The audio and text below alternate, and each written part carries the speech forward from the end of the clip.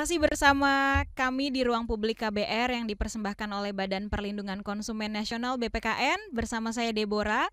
Dan pagi hari ini kita mengangkat tema wujudkan perlindungan konsumen di era pemulihan ekonomi nasional. Ruang Publik KBR bisa Anda simak di 100 radio jaringan KBR seluruh Indonesia dari Aceh sampai Papua. Dan bagi Anda yang berada di kota Jakarta dapat mendengarkan di 104,2 MS3 FM atau live streaming via website kbr.id serta YouTube Berita KBR. Kami juga mengundang Anda yang ingin bertanya atau memberikan komentar melalui telepon bebas pulsa di 0800 245 7893, WhatsApp di 0812 118 8181, live chat YouTube Berita KBR atau mention ke Instagram @kbr.id. Kita kembali lagi masih bersama kedua narasumber kita. Ada Insinyur Johan Effendi MSI selaku Ketua Komisi Komunikasi dan Edukasi BPKN serta Dr. Renti Maharaini Kerti SHMH selaku anggota Komisi Komunikasi dan Edukasi BPKN. Baik, kita mau ambil pertanyaan dulu. Tadi dari YouTube ternyata sudah banyak yang bertanya nih Pak, Bu. Kita lihat dulu pertanyaannya sebentar ya. Oke. Baik, pertanyaannya dari Firly Dava Satya dari YouTube. Izin bertanya, apakah untuk meminta bantuan dari BPKM dikenakan biaya, baik itu biaya administratif ataupun yang lainnya? Silahkan Pak Johan, boleh Pak? Ya, makasih Mas Firly ya. Jadi karena ini sebuah lembaga negara, artinya ini tidak juga lembaga negara yang menerima semacam PNBP ya. Nah, kita tidak mengenakan biaya terkait dengan pengaduan-pengaduan yang diterima oleh BPKN. Apapun namanya kita nggak menerima. Jadi pengaduan BPKN atau sengketa atau penyelesaian yang dilakukan oleh BPKN tidak dipungut biaya, gratis ya. Artinya kita juga menghimbau di sini takutnya nanti ada pihak-pihak yang tidak bertanggung jawab misalnya memanfaatkan kesempatan ini. Nah, dari KBR kami menghimbau bahwa itu tidak ada. Jadi BPKN tidak pernah meminta biaya. Jadi gratis ya Pak ya? Gratis untuk melakukan pelaporan seperti itu ya. Oke, tadi dari Mbak Firly ya. Terima kasih. Kita sekarang ada penelpon juga dari Susi di Bogor. Silakan. Halo, selamat pagi. Halo, selamat pagi. Iya, Mbak Susi dari Bogor. Silahkan dengan pertanyaannya, Mbak. Iya, Bapak. Ngomongin soal perlindungan konsumen ya. Saya kan sering beli obat tuh di salah satu apotik yang terkenal banget lah apotik itu ya. Okay. Nah, kan di obat itu biasanya kan ada tulisan harga eceran tertinggi atau HET, HET ya. Nah, itu si apotek itu menjual dari harga eceran tertinggi itu gitu loh. Dan beberapa kali saya beli di situ selalu lebih tinggi harganya. Saya beli di situ ya karena dekat rumah gitu kan ya. Jadi ya udahlah mau nggak mau beli di situ. Nah, ini gimana pemantauan yang seperti ini ya? Kan jatuhnya dia melanggar juga dong, melanggar ketentuan dari pemerintah juga. Dia melebihi dari harga eceran tertinggi. Jadi seperti apa pengawasannya? Terus kita mau ngelapor gimana Pak untuk yang apotik yang nakal kayak gini? Baik. Itu aja, makasih. Baik, terima kasih Mbak Susi dari Bogor. Ini menarik sih Pak pertanyaannya, karena saya juga sebagai konsumen seringkali mendapati harga eceran tertinggi itu tidak dipakai oleh outlet-outlet, malah lebih tinggi dari HET tersebut. Gimana tuh Pak? Iya, Mbak Susi di Bogor ya. Jadi HET itu merupakan salah satu kebijakan pemerintah dalam hal ini.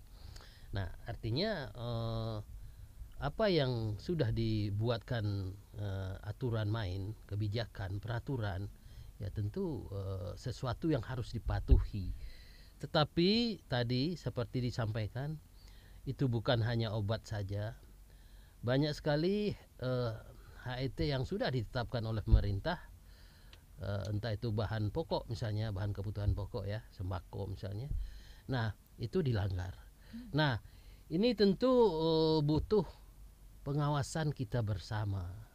Jadi tadi kami sudah sampaikan bahwa Kalau kita menggantungkan ini kepada lembaga-lembaga negara yang menangani perlindungan konsumen saja, tentu tidak cukup. Nah, jadi apa yang dilakukan oleh apotik tadi Mbak Susi itu adalah pelanggaran dan bisa diadukan kepada ada dinas perdagangan di Bogor misalnya atau di Kota Bogor, dinas perdagangan atau dinas perindak Kota Bogor misalnya, atau ada teman-teman BPSK di sana, BPSK saya nggak tahu kalau Kota Bogor BPSK-nya ada apa enggak ya. Nah, tapi tolong dicari, ada itu yang paling dekat mungkin di Bekasi juga ada, di Jakarta juga ada BPSK. Jadi bisa disampaikan atau langsung ke BPKN sendiri. Nah, kalau ke BPKN sendiri nanti kita boleh mengadukan ke melalui pengaduan online di WhatsApp 08153153 atau WhatsAppnya 08153153 jadi 3 Mudah kali diingat ya Pak ya. Gampang 153. Iya. Nah, atau ke emailnya BPKN sekretariat bpkn.net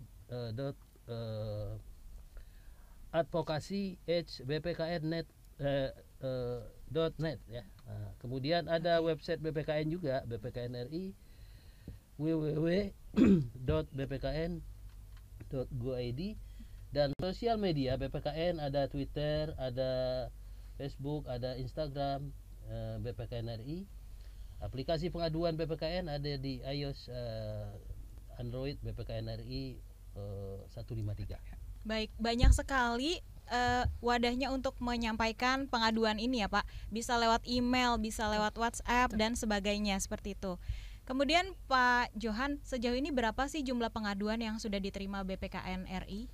Nah, ini kalau kita lihat pengaduan yang masuk, ini kita mungkin ambil saja untuk yang terbaru ya, artinya data kita yang terbaru. Jadi selama semester 1 tahun 2022 itu ada sekitar 800-an pengaduan konsumen ke BPKN. Ya, jadi pengaduan ini tentu ini ya bermacam-macam, beragam. Nah, itu kira-kira Mbak Deborah. Kalau pandemi COVID-19 ini jumlah pengaduannya apakah menurun, apakah meningkat dari tahun-tahun sebelumnya sih Pak? Nah, sebenarnya ini nggak bisa kita kita generalisir apakah itu meningkat atau tidak ya. Tapi paling tidak memang ada beberapa data yang ada di BPKN itu menunjukkan peningkatan.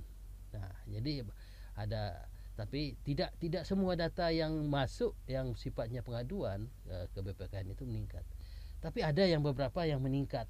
Nah, ini kita pahami sendiri mungkin bahwa karena kegiatan atau aktivitas dari masyarakat di waktu pandemi dibatasi sehingga mungkin level kritisnya itu ada itu. Jadi ada peningkatan. Nah, baik. Jadi kalau kita melihat misalnya permasalahan-permasalahan yang diadukan ke BPKN itu tadi seperti kami sebutkan banyak sekali. Tetapi tentu kita tidak bisa sampaikan semua. Kami hanya sampaikan yang tertinggi, misalnya paling tinggi itu masih ada pada pengaduan terkait dengan jasa keuangan dan e-commerce. Dan masing-masing total pengaduan itu di jasa pengaduan tadi ada 328 pengaduan, kemudian di e-commerce ada 139. Sementara di posisi yang berikut ada pengaduan perumahan. Nah, ini cukup banyak juga terkait dengan properti, pengembang segala macam. Ada 107. Kemudian baru diikuti oleh pengaduan yang beraneka ragam di luar yang sudah kami sebutkan sebanyak 226 pengaduan.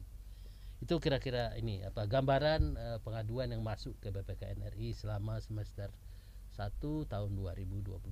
Baik. Nanti kita akan berbincang juga dengan Bu Renti terkait payung hukum yang dibuat khusus terkait perlindungan konsumen, apa saja yang diatur, kemudian sebagai konsumen bisa dijelaskan hak-hak dan kewajiban sebagai konsumen menurut undang-undang. Tapi setelah jeda ya Bu, kita akan bahas ini.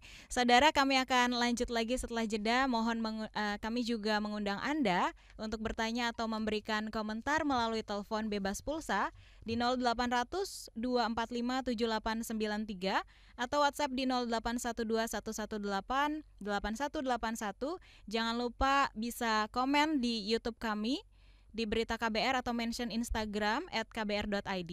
Dan juga sertakan tagar Ruang Publik KBR. Siaran ini juga bisa Anda dengarkan secara utuh melalui podcast kbrprime.id. Pilih Ruang Publik.